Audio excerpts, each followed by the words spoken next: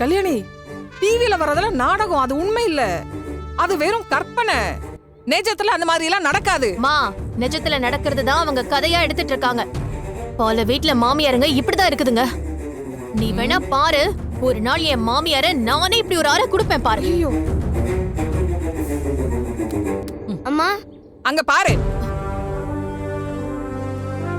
நீ பண்றதையெல்லாம் கிருஷ் பார்த்துட்டு தான் இருக்கான். அவன் உன்னை பத்தி என்ன நினைப்பான்? இந்த வயசுல அவன் மனசுல நல்ல எண்ணத்தை விதைக்க பாரு.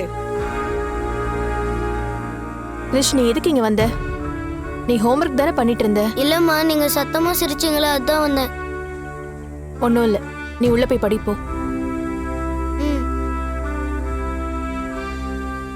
கல்யாணி, நீ தப்பு மேல தப்பு பண்ணிட்டு இருக்க. முடிஞ்சா உன் புருஷனோட சேர்ந்து வாழ்ற வழிய பாரு.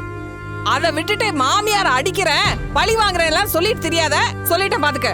மா, அன்னைக்கு கடையில எந்த அளவுக்கு என்ன அசிங்கப்படுத்தினாங்கன்னு உனக்கு தெரியுமா? கடையில இருக்கிற எல்லாருமே என்ன பார்த்தாங்க. இந்த சீரியல்ல வர மருமக மாதிரி என்னால ஏன் என் மாமியார அறைய முடியலன்னு எனக்கே டவுட்டா இருக்கு. அதெல்லாம் தப்புடி. அப்ப அவங்க பேசுனது தப்பு இல்லையா? நான் இல்லன்னு சொல்லல. ஆனா நீ அவங்க கிட்ட சொன்ன போய் தான் அவங்க கோவத்துக்கு காரணம். மா, சும்மா அதையே சொல்லிட்டு இருக்காத. யாருமே போய் சொல்றது இல்லையா? மனோஜ் என்னை ஏத்துக்கிற ஸ்டேஜுக்கு வந்துட்டான். இவங்க தான் அவனை புடிச்சு வச்சிட்டு இருக்காங்க.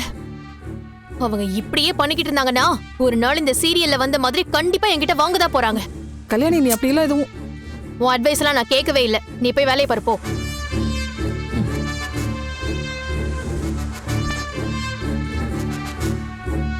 இன்னொரு வார்த்தை பேசுன தொலைச்சிருவேன் உன்னை.